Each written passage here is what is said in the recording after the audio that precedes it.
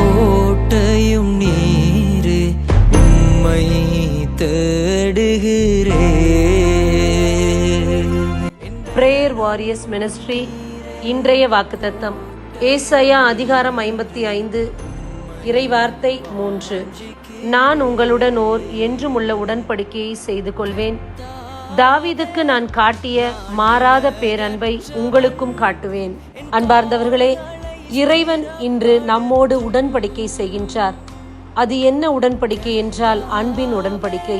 இதோ இந்த நாளில் நம்மை முழுமையாக அன்பு செய்யக்கூடிய நபர்கள் யாரும் கிடையாது. முகத்தில் ஒன்றும் உள்ளத்தில் ஒன்றும் நினைக்கக்கூடியவர்கள்தான். அன்பும் இன்றைக்கு விலைக்கு வாங்கக்கூடிய ஒன்றாக மாறிவிட்டது. சுயநலம் இல்லாத அன்பும் நிறைவான அன்பையும் நாம் தேடி அலைந்து கொண்டிருக்கின்றோம்.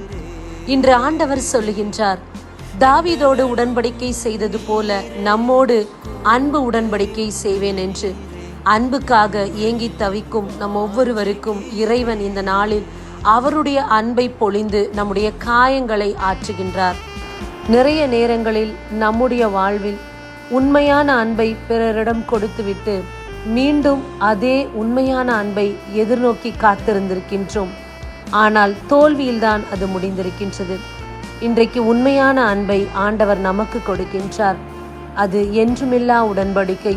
இந்த உலகில் நாம் வாழும் வரைக்கும் அவருடைய அன்பில் நிலைத்திருப்போம், திளைத்திருப்போம். ஆமேன். God bless you.